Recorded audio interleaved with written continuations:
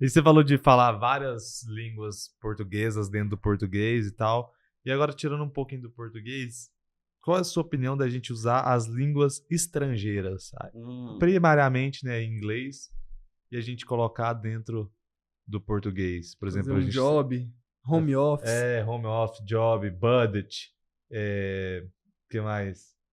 Tem o ok, né, que a gente tinha falado antes de começar o episódio. Já virou português também, ok, agora. Eu gosto do ok. Ok é internacional. Qual é a sua opinião sobre isso? Eu acho a língua portuguesa, falada no Brasil, bastante receptiva às palavras de outros idiomas. Porque, por exemplo, o espanhol, se eu não me engano, eles não falam videogame, eles falam videojuego. Seria tipo videojogo. Então, assim, a gente é muito aberto, e não só para o inglês, mas para outras línguas também. Por exemplo, a gente tem muita influência do francês. Sim. Então, assim, é uma língua nesse sentido pouco conservadora, mas que é interessante, um certo nível de conservadorismo, que os gramáticos mais tradicionais defendem, porque é a raiz do nosso idioma, né? Que aí a gente tem que preservar.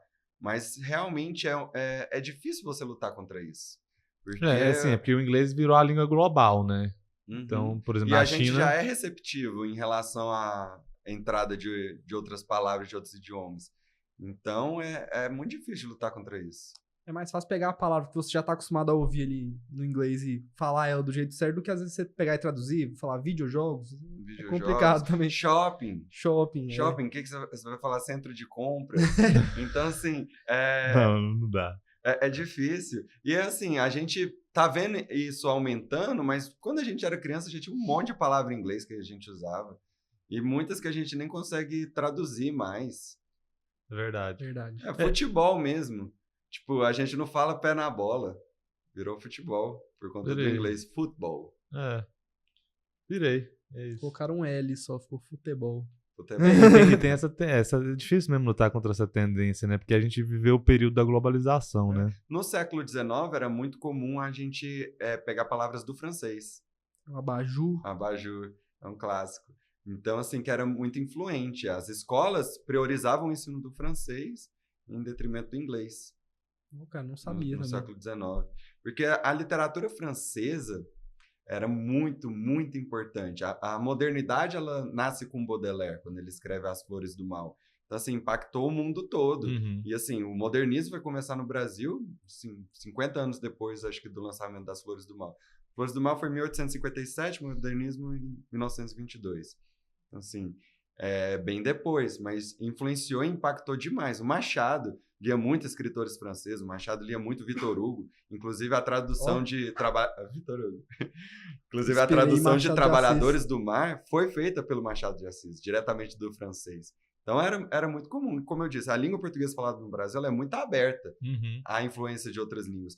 Talvez, aí se a gente for entrar no Sérgio Buarque de Holanda, que ele traz aquela perspectiva sobre o homem cordial, que seja talvez um reflexo da maneira como foi feita a colonização aqui no Brasil. Assim, se a gente fizer algum estudo mais aprofundado, a gente pode encontrar raízes nisso. Mas é um fenômeno que não é de agora. A gente incorpora muitas palavras de outros idiomas. Eu acho que faz parte da globalização, né? Porque, assim, na China tem mais pessoas aprendendo inglês do que nos Estados Unidos. São 400 milhões de pessoas aprendendo inglês na China. Nos Estados Unidos tem 400 milhões de pessoas. Entendeu? Que loucura. Então, assim, eu acho que tende o inglês a ser meio que a língua universal, mas a gente tem que manter nossas raízes. Mas o Brasil também faz isso. Ele também exporta a própria língua. Eu vi matérias recentes falando que Portugal, as crianças estão falando português brasileiro por conta da internet. Estão consumindo muito conteúdo de brasileiros, né? Estão pegando algumas palavras.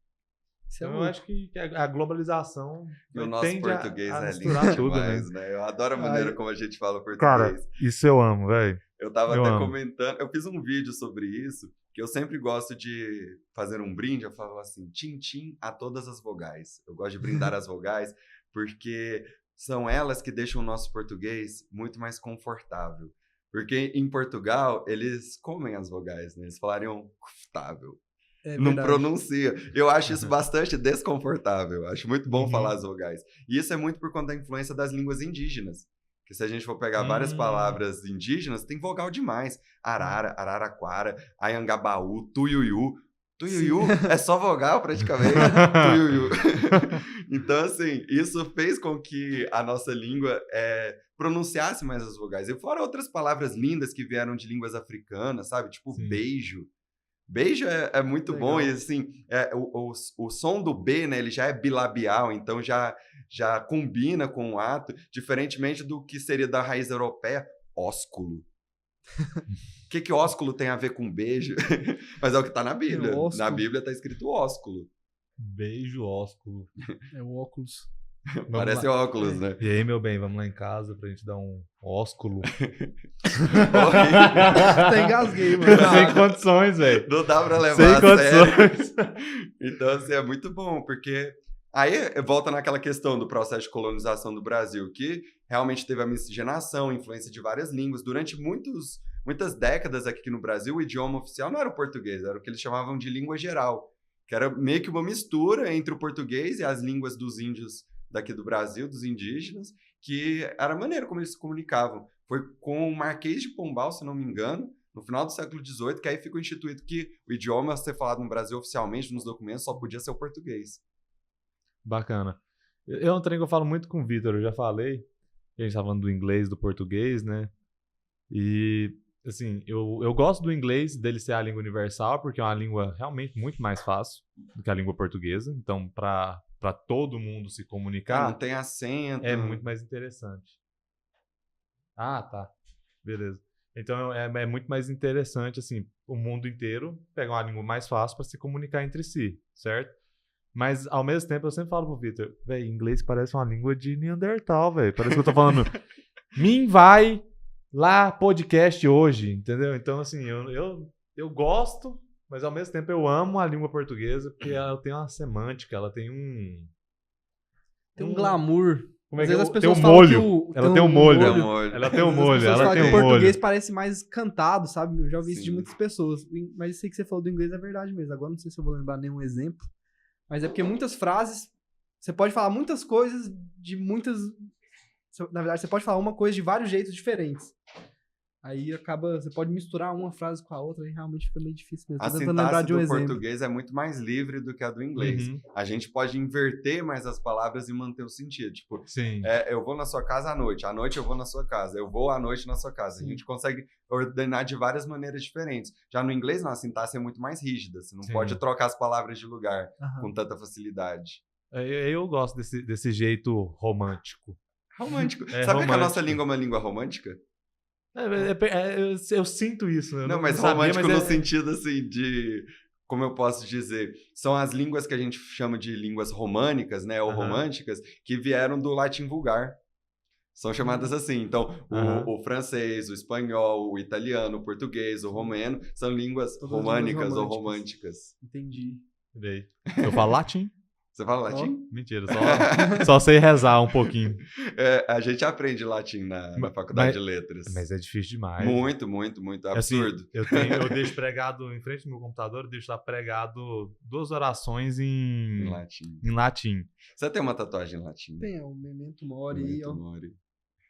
E aí, se assim, eu lembre sempre que é fico... mortal. Até hoje eu não consegui decorar tudo, ela inteira.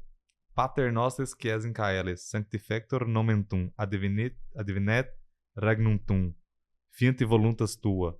Aí eu esqueço. Eu cheguei É o Pai Nosso, É o né? Pai Nosso. Sim. Tá vendo? Tô sabendo. Que é alto nível. É podcast alto nível. Os caras falam Só inglês, informação de português, qualidade. latim. Daqui a pouco nós tá falando até chinês aqui também. Não, e o latim, uma das coisas que eu acho mais difíceis é que, assim, eles têm casos e declinações. O que significa isso? Na língua portuguesa, a gente conjuga os verbos, né? No inglês fica bem fácil, né?